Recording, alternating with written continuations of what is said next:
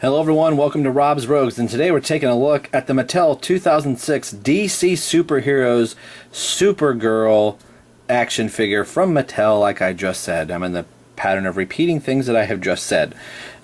But nonetheless, here's Supergirl, and I got her loose, of course being 2006, unless I got her off of Amazon or something like that, which she can be a little pricey on Amazon from time to time, although Amazon sometimes is pretty good at dropping prices of figures.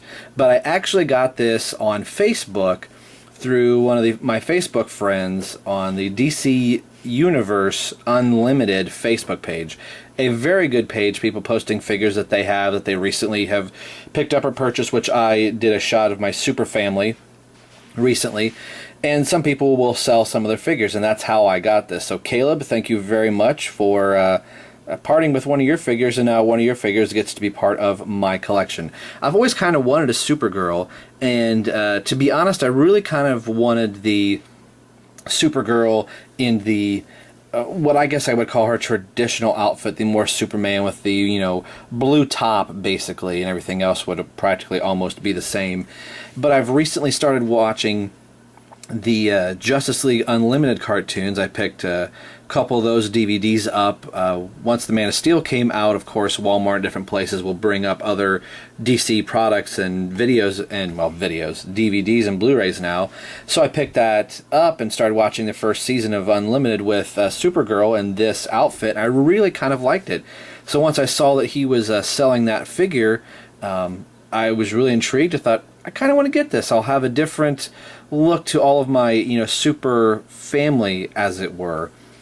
So again, she's 2006. This is the precursor to the DC Universe Classics figures, where the superheroes figures were basically doing a Batman, and then doing a Superman, and then doing some supporting characters, so you didn't get anybody like a Green Arrow or an Aquaman. It was basically Superman family related and Batman family related.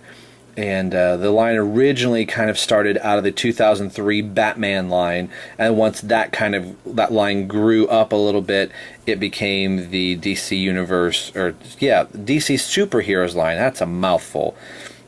But a really good-looking figure. My wife said that Supergirl's face is a little bit mannish. Do you kind of see the man a little bit? Maybe I do just a little bit. But I like her a lot, and Caleb had her in really good shape. Looks like I might have a little bit of dirt and grime, sorry, as I'm fondling her boobs here. But you can kind of see just a little bit. Again, this is a 2006 figure, and he kept her in really good condition.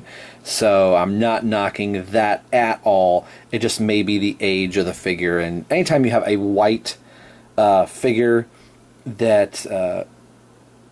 usually the white is the first thing to get dirty, but really nice. And what I love about this Supergirl figure, she has a nice cape, but that is really wind-blown and rippled, much unlike Superman that we'll see in a little bit, where his cape is more stiff and sterile. This has a little bit of, or a lot of action to it, and I really, really like that. When I first pulled her out of the mailer bag that he sent her in, I thought that the cape was kind of crinkled. I thought, oh man, he wrinkled the cape, but it is actually molded like this, and it's very, very cool. Got a little bit of hair on her boots here. Her boots I really, really like.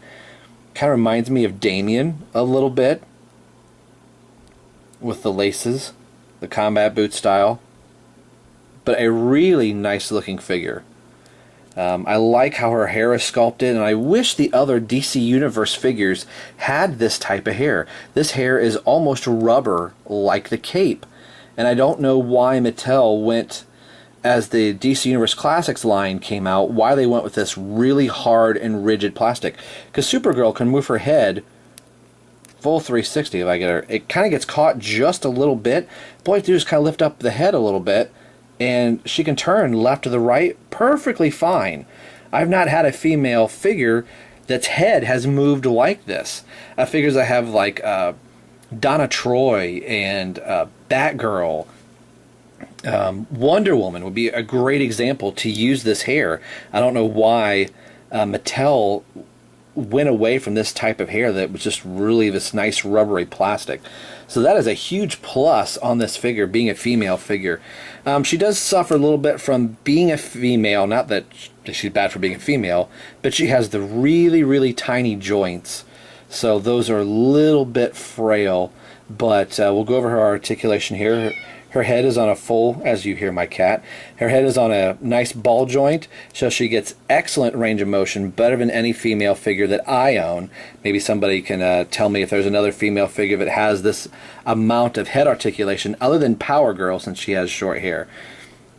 But her little tiny arms, almost a little pin and socket, so I'm very careful moving it. But they do go all the way around. I would, but I'm not going to. I don't want to be busting this figure once I got it. She does turn at the bicep here. She has an elbow bend. And her wrist. Is her wrist articulated? Yes, her wrist is articulated. I was moving the bicep at first. She has this nice rubber skirt. Not trying to look up at the skirt here, but she does have the... pardon me about this, but you can kind of see how her T-joint works here.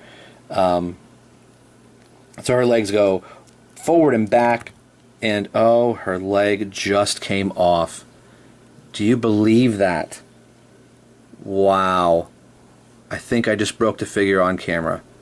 Wow, that's really disappointing. We're going to pause this real quick.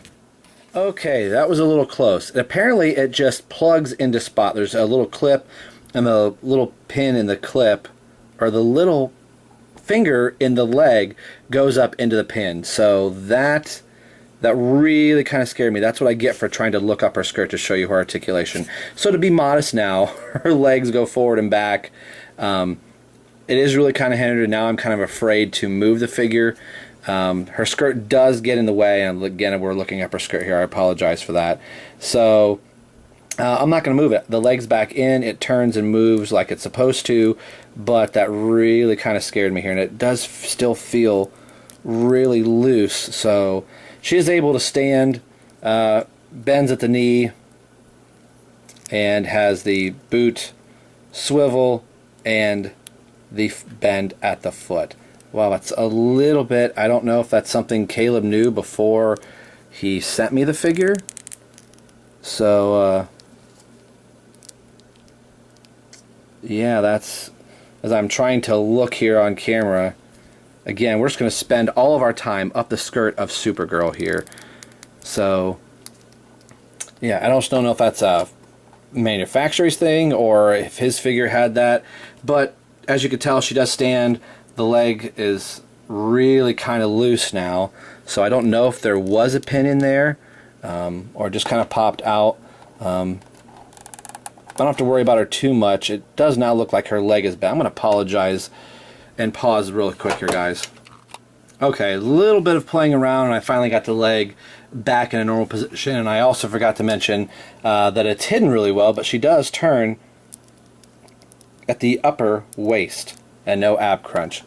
Oh, that was really kind of scary. And it's those little things that I do like to leave in the video, all the kind of fumbling around as you're kind of hopefully getting the real reaction from me from the figure.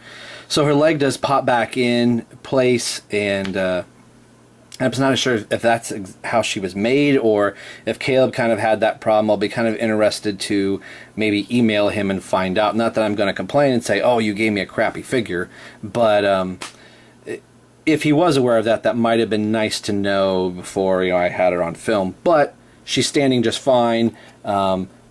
Before the leg was wobbly, I just didn't have it pushed into the socket all the way, so that makes me feel much, much better.